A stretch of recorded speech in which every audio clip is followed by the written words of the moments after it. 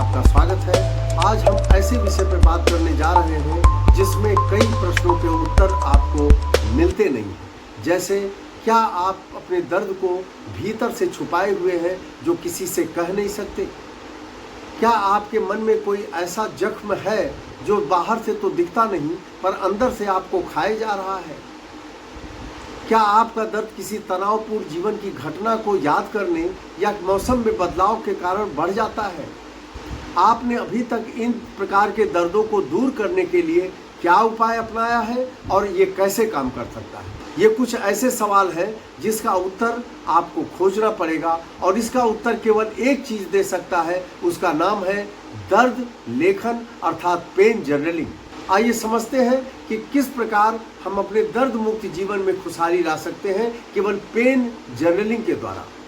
आज का वीडियो सिर्फ एक टेक्निक नहीं है, बल्कि यह ऐसे लोगों के लिए एक बहुत बड़ा भावनात्मक उपचार है जो दर्द को कागज पर उतारकर, सिर्फ कागज के उतारकर अपने शरीर से न केवल दर्द दूर कर सकते हैं बल्कि अपने जीवन व स्वास्थ्य के सभी आयामों में एक नया मानक स्थापित कर सकते हैं। जी हाँ, मैं बात कर रहा हूँ दर्द जर्नलिंग की अर्थात पेन लेखन की।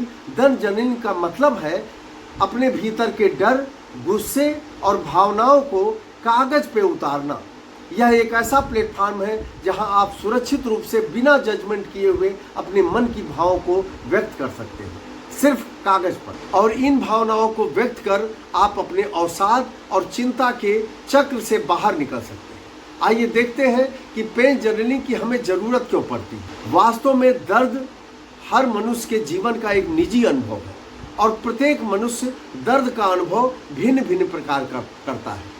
यहाँ तक कि एक जैसा स्वास्थ्य समस्याओं से जूझ रहे व्यक्तियों का एक जैसा दर्द महसूस नहीं होता। इसीलिए हमें दर्द को प्रबंधित करने के हर मनुष्य के तरीके अलग अलग होते। किसी एक डॉक्टर की राय, किसी एक दवा हर मनुष्य पर अलग अलग इफेक्ट करती है। अतः पेन जर्नलिंग हमारे स्वास्थ्य के उन आयामों की तरफ हमें ले जाता है जहां डॉक्टर और दवाएं फेल हो जाती हैं। दूसरा जो सबसे बड़ा फायदा होता है वह यह है कि हर स्पेसिफिक ट्रीटमेंट का एक स्पेसिफिक पैटर्न होता है जो हमें पता नहीं चलता, और स्पेसिफिक पैटर्न किसी दर्द को दूर करने के लिए जानकारी होना सबसे पहली शर्त है और यह सिर्फ एक पेन जर्नलिंग के द्वारा ही हम इसे सीख सकते हैं। चौथा जो महत्वपूर्ण फायदा है वह यह है कि डॉक्टर पेन बेकर के शोध निष्कर्षों से प्रमाणित है कि पेन जर्नलिंग से हमारी इम्यून सिस्टम अच्छा हो जाता है।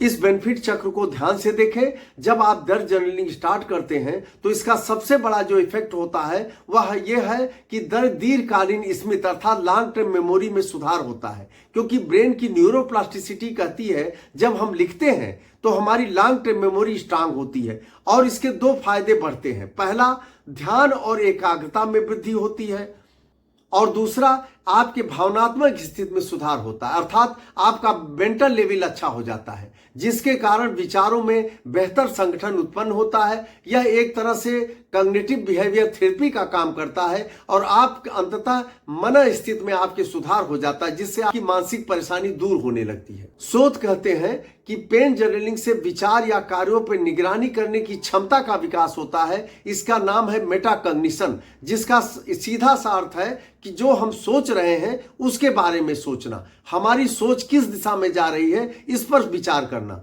और यह हमारे सोच का कंट्रोल पावर बढ़ा देता है। इससे व्यक्ति के सुधार की आवश्यकता का पता चलता है, हम कहां पर गलत है और हमारे जीवन में कौन सा नया बदलाव आ रहा है। वैज्ञानिक दृष्टिकोण से देखें तो टाइपिंग की तुलना में जब हम कोई लेखन कार्य करते हैं तो दिमाग के सेंसोरीमीटर अर्थात दिमाग के न्यूरॉन्स सक्रिय हो जाते हैं, जिसके परिणाम स्वरूप हमारी याददाश्त मजबूत होती है। इस प्रकार हम देखते हैं कि सिर्फ एक पेन और कागज व 20 मिनट की लेखन की जरूरत से हमें कितना ज्यादा फायदे होते हैं। Journal of the American medical association के जोगिया स्मिथ की स्टडी में पाया गया कि 107 रोगियों को प्रतिदिन 20 मिनट तनावपूर्ण अनुभवों पर लिखने को कहा गया और देखा गया कि 107 में से 106 रोगियों के दर्द में और उनके भावनात्मक स्थितियों में बहुत ही उल्लेखनीय सुधार पाया गया।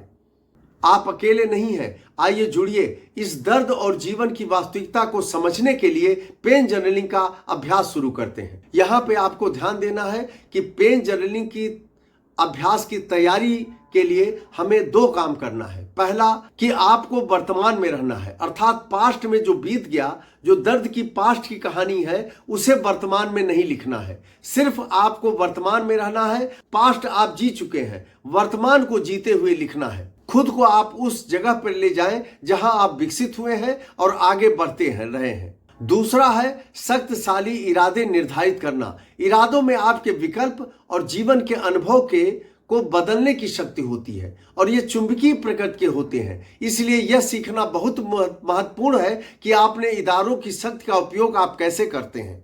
दर्द जर्नलिंग के सबसे पहले आपको दर्द रिकॉर्ड शीट भरना होगा। इसे आप किसी ऐप या से भी डाउनलोड कर सकते हैं, जिसमें आपकी गतिविधियां जितनी है, सुबह 8 बजे से लेकर देर रात या सुबह 4 बजे 6 बजे, जब भी आपको दर्द का एहसास होता है, उसे आपको हर 2-2 घंटे पर उसकी तीव्रता को रिकॉर्ड करना है और पूरे दिन में 24 घंटे में केवल 3 या 4 बार आपको 20-20 मिनट लिखना है। दर्द की तीव्रता में जलन है कि भारी है, माइल्ड है, इस प्रकार आप उसे ट्रैक करते हैं। समय और अवधि, दर्द कब शुरू हुआ, कब चला गया, दर्द राहत देने वाले कारक हैं, बढ़ाने वाले कारक क्या क्या चीजें हैं, क्या क्या चीजों से दर्द कम होता है, किन चीजों से दर्द बढ़ता है, इसे भी जरूर लिखना है। दर्द का दवाओं का प्रभाव, कौन सी दवाएं काम करती हैं, कौन सी नहीं करती हैं, कौन सी दवाएं कब से आप ले रहे हैं, उसका क्या प्रभाव पड़ रहा है। मानसिक स्थिति, आपका मूड और भावनाएं पूरे दिन में किस प्रकार दर्द के प्रति परिवर्तित होती रहती हैं, किस प्रकार की भावनाएं उत्पन्न हुई, इसे आपको लिखना है। लेकिन यह नियमित और लगातार 21 दिन तक आपको लेखन कार्य करना है, जिसमें कोई शांत जगह हो जहां पर आप बैठ सकें, किसी प्रकार का डिस्टरबेंस ना हो और मूड सकारात्मक रखें। पास्ट जीवन से कोई जुड़ाव ना हो, वर्तमान में रहे, इरादे शक्तिशाली हो और लेखनकार अपने दर्द की पूरी हिस्ट्री लिखे। दर्द लेखन को आदत में शुमार करने के लिए आदत सुधार क्लिनिक का जो फार्मूला है, इम्प्लीमेंटेशन इंटेंशन, जहां पर आप लिखना चाह रहे हैं वो लोकेशन डिसाइड करना और समय डिसाइड कर लें। जैसे सोने से पहले तो सोने के पास पेन और डायरी रखें, या खाने के पश्चात तो खाने के टेबल के पास अपना पेन और डायरी रख लें, और या सुबह उठते समय तो जहाँ पे सुबह उठ के आप बैठते हैं, चाय पीते हैं या जो भी कार्य करते हैं, तो वहाँ पे पेन डायरी रख लें। उस समय आपको वो पेन डायरी आपको हमेशा आदत की याद दिलाएगा और आप वो 20 मिनट अवश्य लिखेंगे। 21 दिन तक यह कार्य लगातार करना है। दर्द जर्नलिंग की आगे की यात्रा भी आपको करनी है, जिसमें स्टुअर्ट के शोध पत्र लेट गो एंड ग्रो के आधार पर आपको 3 बातों पर ध्यान करना है, जिसकी फिलॉसफी है reconnect, reset and remember. Reconnect मतलब आप कौन है, क्या है, कहाँ है, खुद से जुड़ने के लिए, खुद से अपने विचारों भावनाओं को देखने के बारे में सोचें, रिकनेक्ट करें। रीसेट, जैसा कि मैंने पहले बताया कि भविष्य का निर्धारण अतीत नहीं है, हम अपने विकल्पों का चुनाव करके अपने भविष्य का निर्माण स्वयं कर सकते हैं। इसलिए अपनी कहानी को फिर से लिखने और नई शुरुआत की शक्ति को विकसित करें। और रिमेंबर का अर्थ है अपने वास्तविक स्व की खोज, अपने आंतरिक शक्ति को पहचाने। आप जर्नलिंग करते हैं तो आपके आंतरिक शक्ति का आपको पता चलता है। यह केवल पेन और कागज पे लिखी हुई चीज नहीं रह जाती। शोध बताते हैं जब हम लेखन कार्य करते हैं तो इसे लंबी प्रक्रिया में ले जाते हैं, तो हमारे विचार, अभिव्यक्ति, जीवन की समझ, दर्द से लड़ने की क्षमता इत्यादि में गहराई से परिवर्तन होता है। दोस्तों, दर्द जर्नलिंग से न केवल हमारा दर्द दूर होता है, बल्कि यह हमारे विचारों, भावनाओं को पुनः आकार देता है और हमें ट्रॉमा से मुक्त करके दुख को शांत करता है।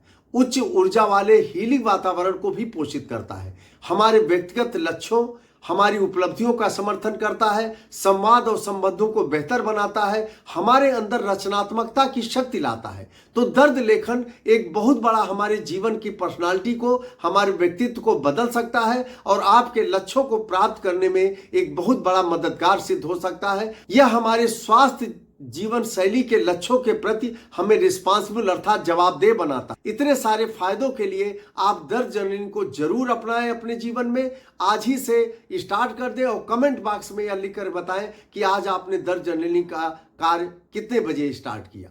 अगर आपको पसंद आया हो तो हमारे चैनल को सब्सक्राइब करें। हमसे जुड़ने के लिए हमारे ईमेल से संपर्क कर सकते हैं। धन्यवाद।